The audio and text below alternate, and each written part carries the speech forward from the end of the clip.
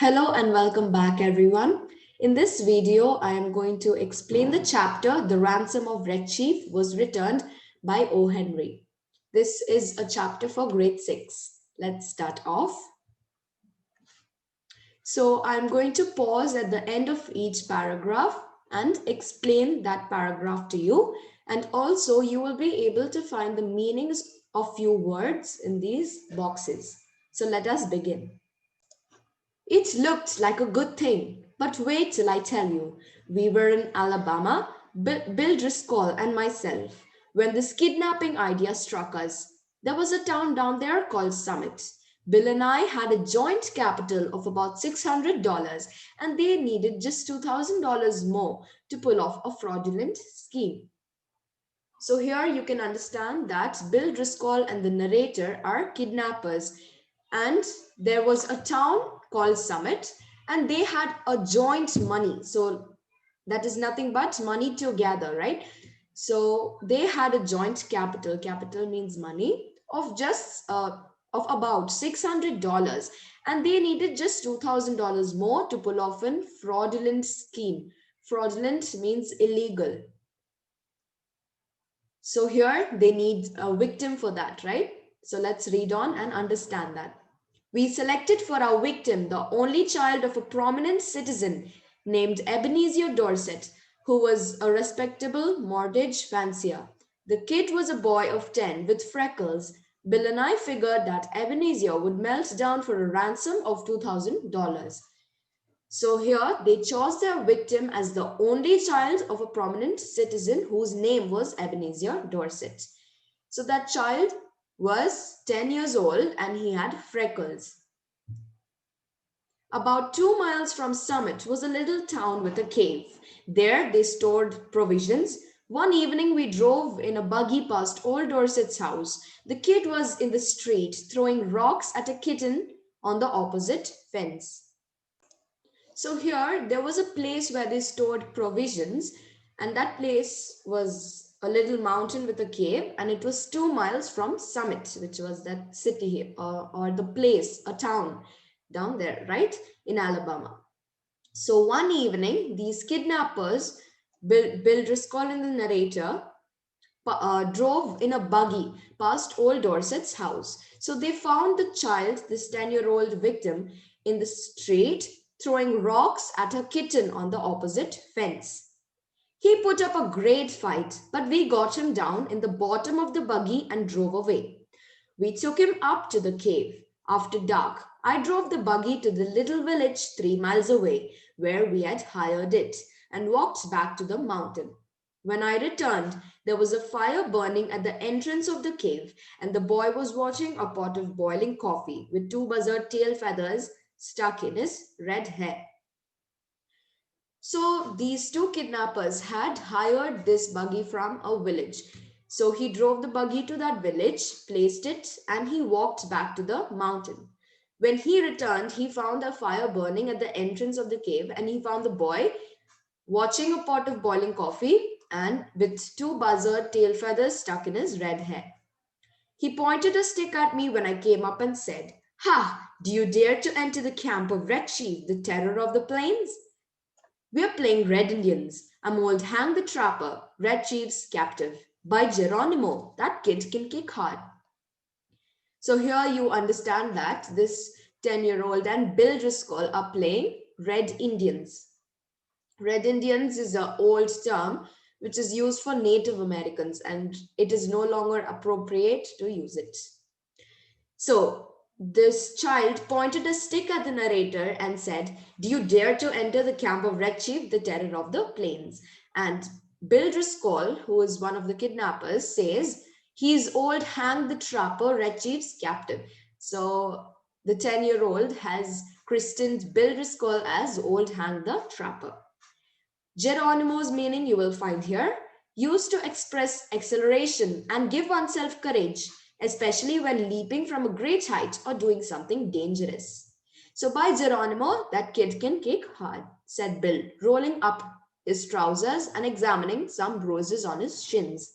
"Yes, sir, that boy seemed to be having the time of his life.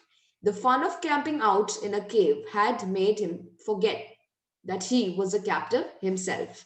He immediately christened me Snake Eye the Spy and announced that when his braves returned from the war path, I was to be broiled at the stake at the rising of the sun. So, from this much, you can understand this that this 10-year-old is very annoying and irritating, right? Yes. So, the boy seemed to be having the time of his life here. It felt like he didn't want to go home anymore. The fun of camping out in a cave had made him forget that he was a captive himself. So instead, he wants to make the kidnappers a captive in the game. Christened meaning name, as you can find, check it out here. So he immediately named the narrator Snake Eye the Spy and announced that when his braves returned from the warpath, I was to be cooked at the stake at the rising of the sun. Stake means a wooden post on which a person is tied before being burnt to death in former times. I hope you were able to understand this much. Now let us move on. Then we had supper, and he filled his mouth full of bread and gravy and began to talk. He made a during dinner speech, something like this: I like this fine. I never camped out before. I was 9 last birthday. I hate to go to school. Are there any red Indians in these woods? I want some more gravy. Does the trees moving make the wind blow? We had 5 puppies.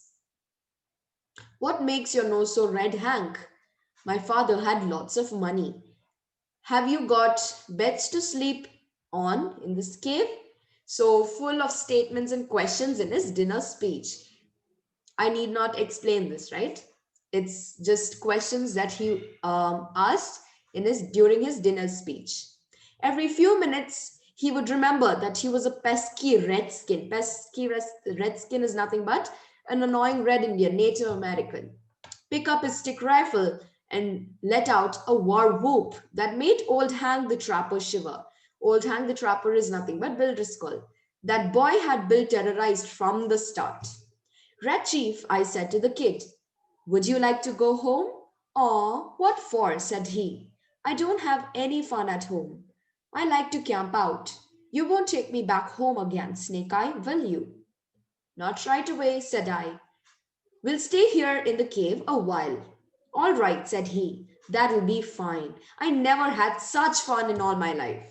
So with this much you can understand that he does not want to go home and he wants to stay here and trouble the kidnappers, right? So let's move on. We went to bed about 11 o'clock. We spread down some white blankets and quilts and put Red Chief between us. We weren't afraid he'd run away. He kept us awake for 3 hours, jumping up and reaching for his rifle and screeching, "Spard," in mine and Bill's ears. At last, I fell into a troubled sleep and dreamed that I had been kidnapped and chained to a tree by a ferocious pirate with red hair. Now, can you relate this ferocious pirate with red hair with Red Chief, who is this 10-year-old victim? Yes, you can. Both are ferocious and both have red hair. So, yes, with that, you can understand that this 10-year-old victim is so annoying, so irritating that he is troubling the kidnappers and the kidnappers get him in their nightmares.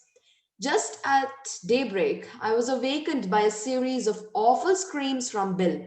They weren't yells or howls or shouts, but they were simply indecent, terrifying, humiliating screams. I jumped up to see what the matter was. Red Chief was sitting on Bill's chest with one hand twined in his hair. So I need not explain this, right? It is simple. Just at daybreak, the narrator woke up by a series of awful screams. So when he looked, he found out that Red Chief was sitting on Bill's chest with one hand twined in his hair. I made the kid lie down again, but from that moment, Bill's spirit was broken. He lay down on his side of the bed, but he never closed an eye again in sleep as long as that boy was with us. So instead of the kidnappers scaring the victim is doing that to the kidnappers, right? Something completely opposite is going on. I dozed off for a while, but along towards sunup, I remembered that Red Chief had said, I was to be burnt at the stake at the rising of the sun. I wasn't nervous or afraid, but I sat up and leaned against a rock. What you getting up so soon for, Sam? Asked Bill. So I hope you remember this statement over here. I was to be broiled at the stake at the rising of the sun. This is something that could happen or could not happen, but still, the victim was so annoying and irritating and also frightening that the narrator here woke up and he wasn't nervous or afraid about this statement, but still, he just sat up and leaned against a rock. So Bill asks, "What you getting up so soon for, Sam?" You can watch part 2 of this video if you want to understand the rest of the chapter explanation and what is going to happen after this. Thank you. See you in another video. Like and subscribe if you want more such videos.